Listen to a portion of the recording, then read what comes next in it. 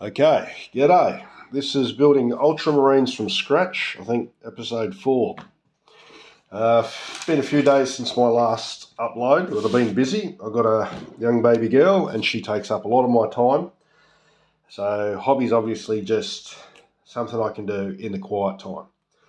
Right, last time I think I was going on a little bit of a tangent rant and rave about the cost of this. That's over now. I'm back to enjoying the hobby for hobby's sake, painting and just putting these things together. I think I said last time that I was going to do a 500-point army. So I've gone through the books and I've come up with this little cracking list here. Anyone who knows what they're looking at, tell me what you think. All right. So the Cataphractii Centurion with lightning claws and a grenade harness. It's 85. Plus the 2 tactical squads of 10 men. 9 have chain bayonets, and the sergeant has plasma pistol, power weapon, and melter bomb. And that's 496 in total. Now, due to the rules being spread out quite randomly, in my opinion, throughout 2 books, I've went and put these together, which are just a single page I can take just with all their bits and bobs and info every time when I go to try and play. So this is the Centurion one. So he's all the special rules, including the Legion Astartes rule for Ultramarines, which +1 to hit if something's already shot at it. That's great. Not good for a close combat character because this is a champion, which means he's got a issue challenges whenever he gets the opportunity to. But all the special rules are here: fearless, relentless, inexorable, bulky. And I've also done the page and the book the rules are found in, and a very basic rundown of the rules, just in case somebody needs to know, or myself needs to know what the rule is. I can go, needs to be there, find it, done. This is all the other information. There's lightning claws, other bits of... I don't understand this. May choose an AP value of 2. Why would you not choose that if it's AP 3 in the stat line? I hope when I play this game with someone, they can explain that to me. Specialist weapon, model has 2 lightning claws, gains +2 attack. It's saved. The other question yet, you're supposed to only get 1 save, so you take the arm save or the invuln save? Don't know. And grenade harness. That's just the champion. Tactical squad. Got another one all set up.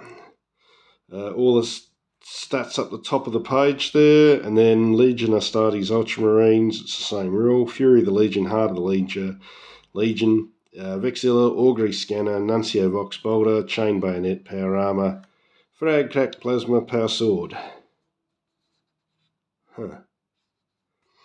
Looks like I've missed the melter bombs.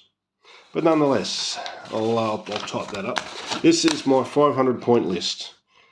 So it is essentially, not him, her, him, that. That's them.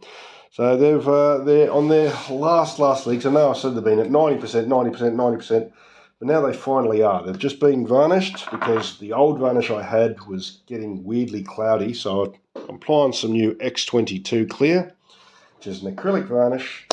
I would highly recommend, after today's efforts, that you buy, if you're using this, you use the Tamiya acrylic thinner, because my acrylic thinner, with the stuff I use, which is basically ethanol and water and distilled water, when I thinned it down, it's actually left like a white mist in some areas where it has unfortunately pulled or fallen into crevices and cracks.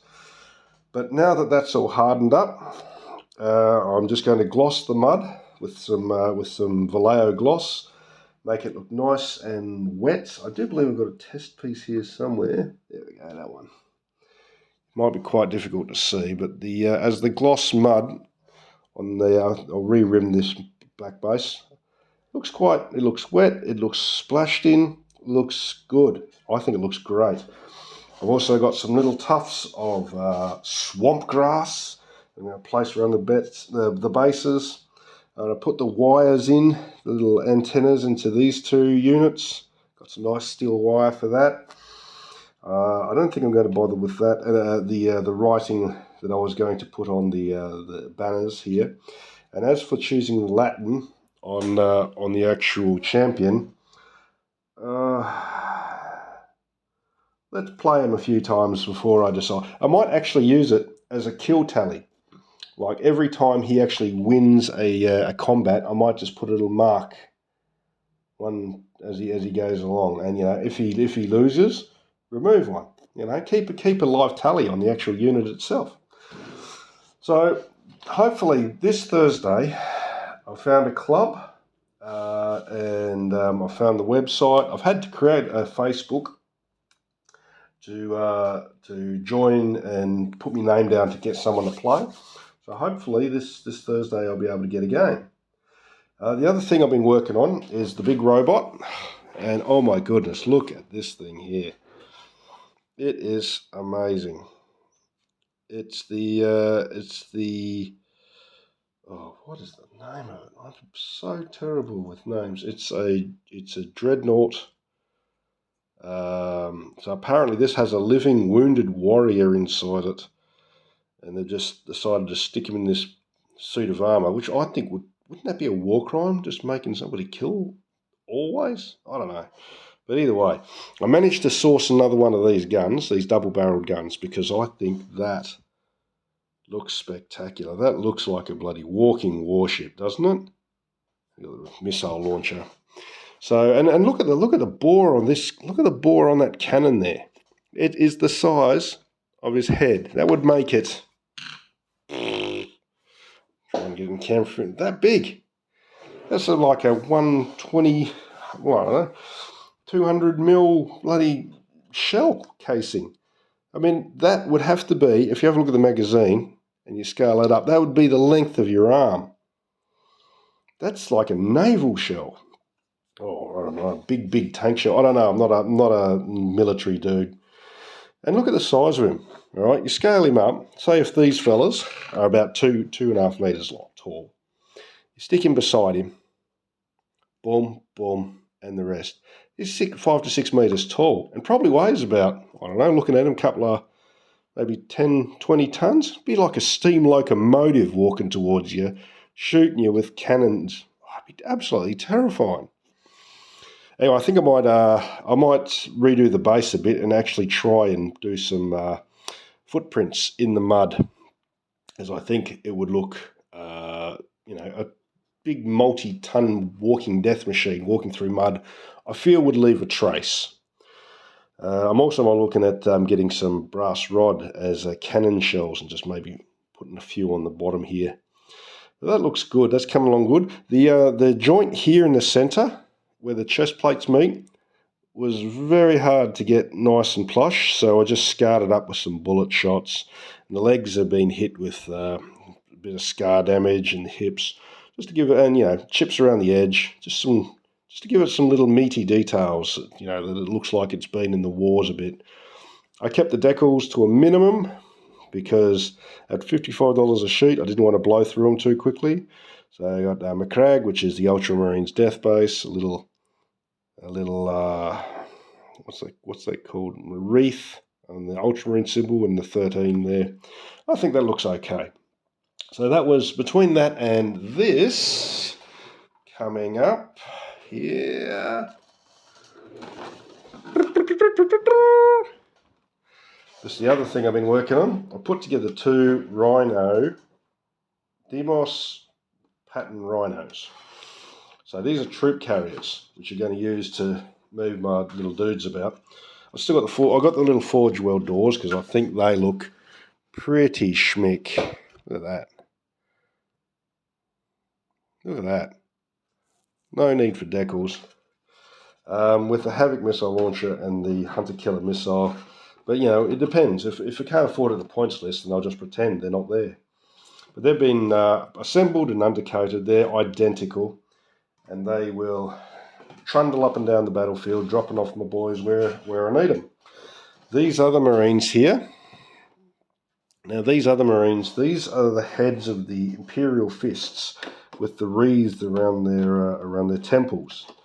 A few different iconography styled shoulder pads.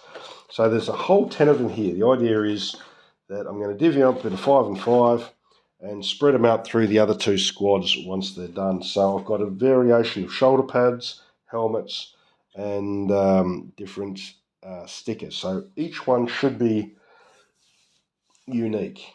If not unique, have a sort of unique look to it, even though 1 or 2 of them might be very, very similar. So it's just to mix them up so they look like they're patched together, they're hobbled together, and I think that's gonna sort of make it look like units that have been stitched together after being surprised and assaulted during by the word bearers, who apparently, I just bought this book, No Fear, so I'm going to read up on it. Apparently they were a little bit of a dick and took the lads by surprise and just started shooting them in the back of the head, boom, boom, boom, boom. So those 10 models and these next ones to be painted, these will be based the next day, and hopefully I'll have a 500-point army ready to go for Thursday. I do have a conundrum for myself coming up, though.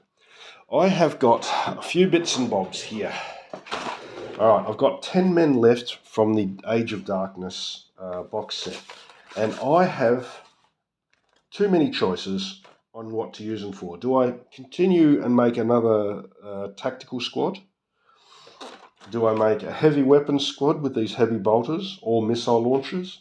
Or I've got the special weapons. Do I make a tactical special weapons crew with these assault cannons or the plasma pistols or these Volkite and various? I don't know what the flamers. I think I definitely won't be using those. Or, and I'm leaning heavily into this, a unit of 10 Praetorians with boarding shields, because I don't have a single close combat unit. I don't have one. So they're all shooting. It all seems to be a shooting army so far, especially with this Legion Astartes special rule. Add +1 to hit if a shooting attack target has already been shot at. So is there a point to having a close combat unit? I don't know. I've got one. The leader is a close combat unit, but maybe I should lead the elites as close combat and the troops are shooting. Just sort of, I don't know. Someone told me that at the time of the Calth, Ultramarines were the most numerous Space Marine Legion, so I should be able to treat them like Zerg and just spam low-level troops and just annoy them that way. But I'm not sure if I can bring myself to paint 80 tactical squads, and I'm not sure how I'm going to transport them. One thing I'm looking at, though, in the future is the Terminators. From having a quick read through the books, Thunderhammers seem to be the best close combat weapon. But from Forge World and from every other place I can find, they don't sell Thunderhammers as is, like for Cataphracti Terminators, but they do sell power axes. So I'm thinking of buying maybe 5 of those and just cutting the heads off and then using some styrene and some scrape to forge some Thunderhammer heads on the handles of the axes. I think that might look okay, but I haven't decided what I'm doing with the Terminators yet. I do know that this is taking up quite a bit of my time, and I am not getting my other projects done, and that is surprising to me. This Fokker Wolf, it usually takes me maybe 4 to 8 days to do an aircraft. Right, this has been sitting here since I started this project because I'm just not finding time to do it because this is the new hobby high, as the name of the channel suggests. But what I can put into a single model plane over a weekend, the amount of detail and time just dedicating to one model, I I can't spend that much time on a single model of these. So I find myself spending less time on the model. So the quality of these is much lower than it would be on an aircraft. But I can't afford to spend 8 days on each model every time. So the quality drops significantly for the smaller models, even for the larger miniatures like that tank, the Orkan robot, the Dreadnought. Oh God, why am I blanking on the name? I know it. Starts with a C, I think. So yeah, these aren't like static model aircraft quality, but they look okay from a meter. But yeah, it's just something I've noticed. But I am still enjoying painting them. So hopefully the next big game is on Thursday. I'll have these painted up. 2 of those, that, and that. These are 35 points each. Should be nearly 750 points. So I haven't even got the next level ready to go once they're painted. But I don't want to get ahead of myself. Finish these, put them in the box, get them ready for the game. Get the list, get the dice, get the books, get everything. Play the game and find out if I actually enjoy playing the game or whether I only enjoy painting them. Because if not, I might actually flog these off after it. Someone may buy them. Anyway, enjoy your hobbying, enjoy your painting. I certainly am. I think this thing looks absolutely spectacular for his size. I mean, look at that. If you had that coming towards you, for a start, you'd want to be on this side of those barrels. That looks utterly horrifying. I wouldn't want to be anywhere near it. Anyway, they say this series, this setting, is literally the worst of humanity in the worst way possible. And just looking at that, imagine having to face that. That would pretty much sum it up for me. Anyway, I'm still enjoying it. Take care of yourselves. And remember, if you do use this X22, go by the proper Tamiya, I think it's X20A acrylic thinner. It works so much better through the spray gun. Don't end up with the misting. New spray gun's working very well, by the way. I'm very happy with it. These, I'm debating whether to go with the tanks, whether to actually paint them like tanks or paint them like these with very hard highlights on the edges. Unsure yet. We'll see how we go. Anyway, keep hobbying. Love the lot of yous. And I'll keep you updated as I progress. Cheerio.